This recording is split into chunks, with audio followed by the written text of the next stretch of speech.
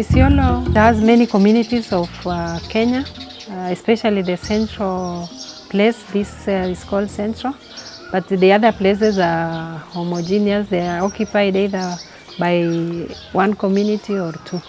But in Isiolo, many Kenyans are here.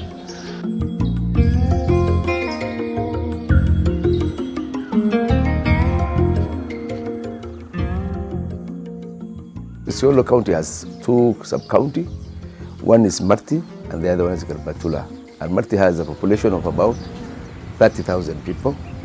The people who live in Marti town are Borans. Majority of them are Borans. They are the pastoralists. They are now turning to crop production. Along the riverine areas, the Wasonyiro River, they have a farming, a small-scale subsistence farming. But there are other emerging economy. This emerging economy is they are doing the petty trades business. They run small shops, they sell some mira and small other things. Women are the major people who have ventured into this business. So women are more active than men. This area is water scarcity, has a water shortage all the time. It's only two or three. It is only three centers which have permanent water sources. Marti town and the nearest is called Bulesa. Kitui County, we have a population of about 1 million people, and the Mwingi has a population of around 400,000 of people. In Mwingi and Kitui, people depend on subsistence farming, whereby the artisans, although rainbow is not reliable in this area, we depend on subsistence farming. That is, we keep animals and also we do crop planting. And the area is a semi-arid area, whereby water is a problem in the area. Not even water, even food is a problem. When it comes to things like infrastructure, there is no good infrastructure.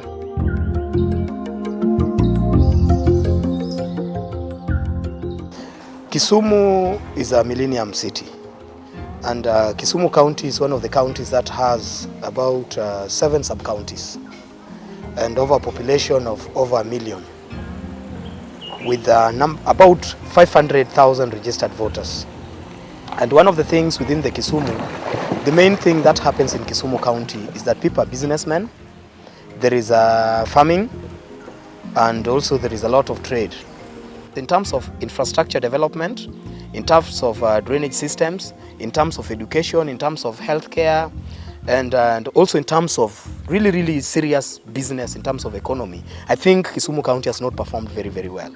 And that is why we do appreciate the Constitution that has provided a elaborate framework on how different stakeholders can engage in different things. The reason why we started is because girls were not going to school, and we also wanted to target the bright orphan girls. And initially we started with a small arambe from our own initiative, but over the years we thought of doing education and health first. Since I think the county started, there were no elected women leaders. And in our program it was a cross-cutting issue, like we want to support women economic empowerment, women in leadership. The community were not ready to support, especially women on leadership. But we were kind of doing trainings, and we also did civic education, helping the community to understand constitution and how it was important for them to vote or register as a voter, and then also vote the right leader, because it starts from the leader. If they don't choose the right leader, most of the things will not work. Knowing very well this area has grown to water scarcity, so our program focuses water and sanitation. The other program we are focusing is livelihood support. Livelihood support is we look at livestock and crop production. We are focusing environmental protection. People depend mainly on Wasonyiro River. Tulianza kulima shamba hili tangu miaka 2003 na tulianza tukiwa small scale. Tunajaribu expand kila wakati kwa sababu tunapata maji ya kutosha kutoka kwa Wasonyiro na hatupati mvua ya kutosha. Tunapanda vitu vingi.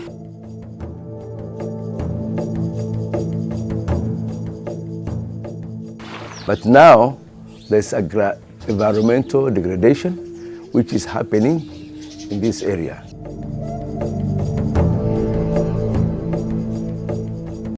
Center for Human Rights and Civic Education was started with the aim to enlighten the members of public to first of all articulate for their rights. The center has sense and also aim to make them develop a mechanism of articulating their issues and voicing them also. When people have information, they get power to claim from the duty bearers services that they need, not only to claim, but also they have power also to guard these resources.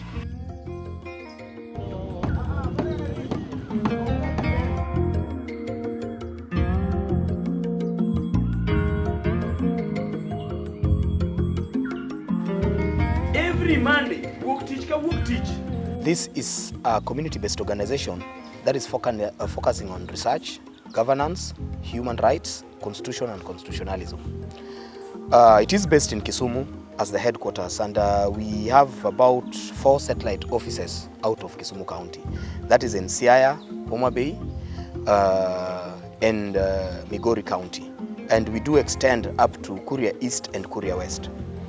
Now, Kisumu itself, we are interested in social accountability to increase knowledge awareness of citizens on how to engage. We are interested in documentation and dissemination, and finally we are also interested in research.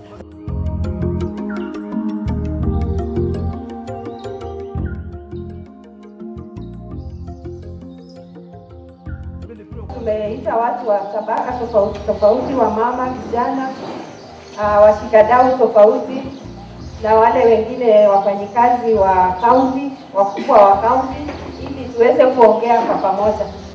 This particular community social forum that we did, our target was the duty bearers. Specific institution that we targeted was education. We also targeted the office of the governor. We also targeted the national government through the county commissioner, so that we talk something on peace building and cohesion. Watu wengi tukisema swala la usalama, watu wanaangalia serikali kuu, lakini swala la usalama pia ni ya kila mtu. Isiolo mtu afanya jambo, mwalimu akienda achukue mifugo pale mwingine, watafuata, mifugo itarudishwa, yule alichukua mifugo hatapatikana. Na ikiwa akipatikana, wanasiasa zamani tulikuwa tunaita councillors, sub areas, hata wajumbe wanaingilia kusema mwache mtu wetu mchukue mifugo. The institution that we targeted was education. We also targeted the office of the governor. We also targeted the national government through the county commissioner, so that we talk something on peace building and cohesion. So we kind of targeted specific institutions that could engage with the community or the citizen. And ours was, they say what they are doing, the kind of budget they got or they passed, maybe the kind of bills the MCAs have passed, and then from there they'll get the citizens also participating and engaging them in terms of maybe what they should do more.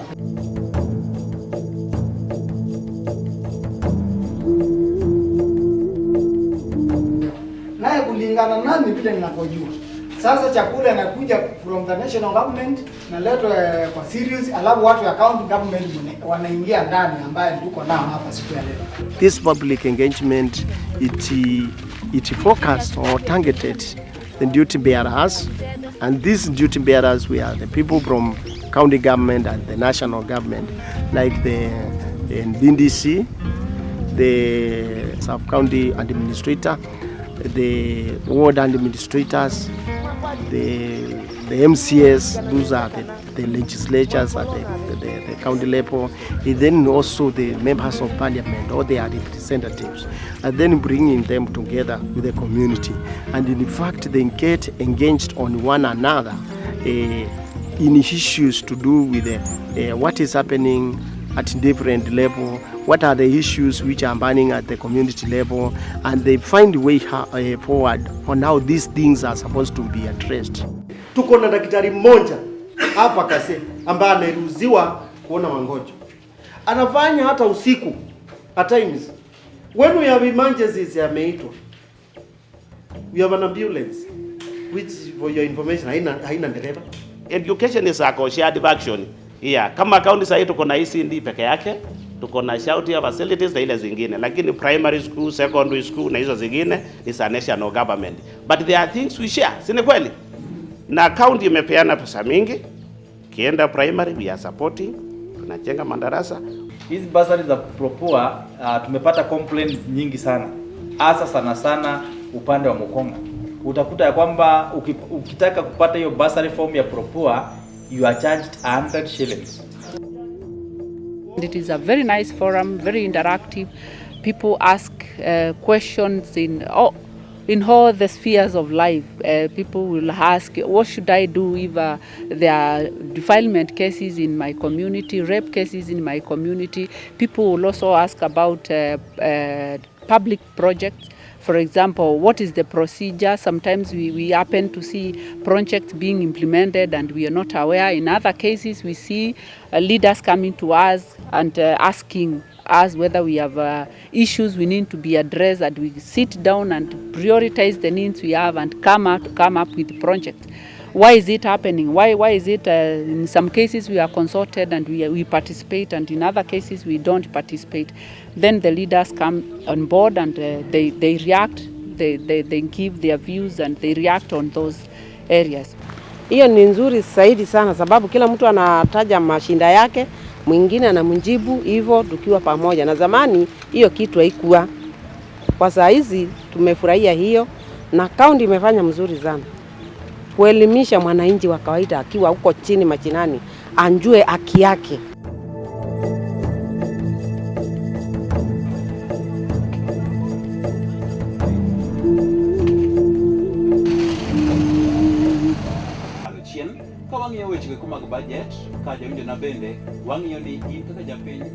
We have managed also to network and collaborate very well with the local media, and the radio station that we were, they've given us free airtime every Fridays, and we use this to do a follow-up in terms of what we do. And education is very important. That's why I emphasize the issue of polytechnics, to create skills, so that when there's a contract work for a road, maybe 30-kilometer road, which is 2.7 million, the person who is going to get this contract is going to be a youth, and that should be the machines and even plumbers and fitters and turners. So in the essence, the in thing is going for skills upgrading in the society. We are lacking skills in the society.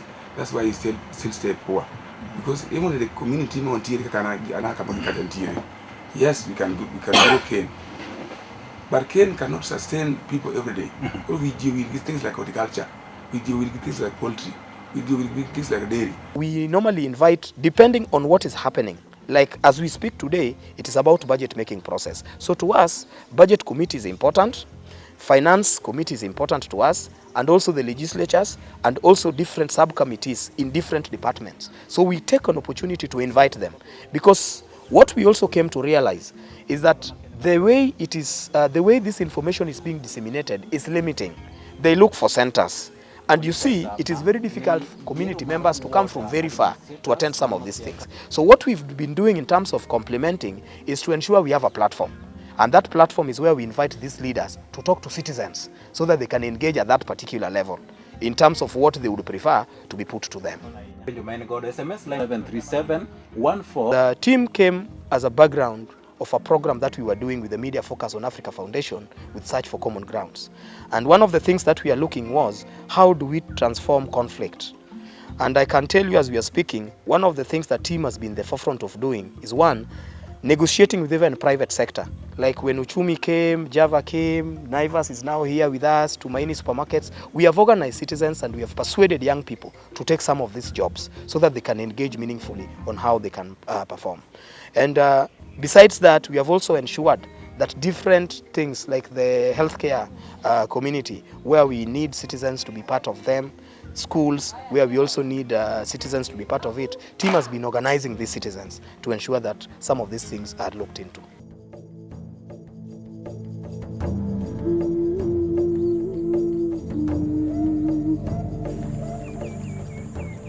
Wasonyiro is a lifeline for every community that's living here. But of late, national government has planned to dam this Wasonyiro River at a place called Crocodile Jaw. It's about 300 kilometers from where we are now. They are putting a very big dam. The second largest dam in Africa, after Houston Dam. Kwa hivyo kama nakatwa pale kitu naishi kuanzia acha bande hii yote atamalizika. Atakosa nyasi, atakosa maji, ndege atakusha, na binadamu atakusha, wanyama atakusha. There was no citizen participation in this program. So they are putting that dam in the name of attracting tourism, but at the same time, without looking at this, what is the social and economic impact of this dam. The institution where I'm working with, we have mobilized the community and we made a walk from here to Achas Post.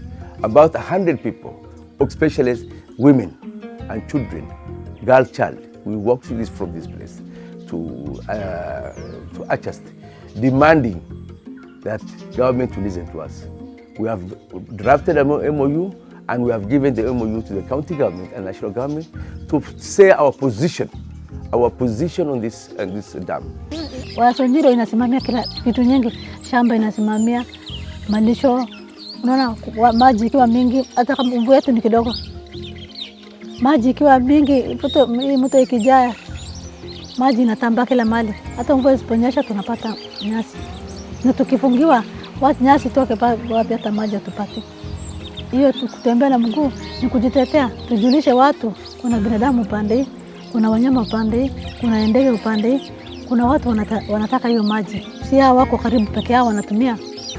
Ilaga inaletaga samaki mingi. Na siku ile maji inakuwa kidogo ndo tunatoaga hizi samaki. Na maji yenye tunapiga kwa hii pond inatoka tu kwa ilaga. Mostly income yetu inatokaga kwa hii samaki. Samaki moja inatokaga 600, 700, 800. Moja kubwa inatokaga almost 900, 1000. Huwa tunategemeaga hapa. Ta ilaga ikikatika itakuwa shida sana na ekonomi yetu itaenda chini.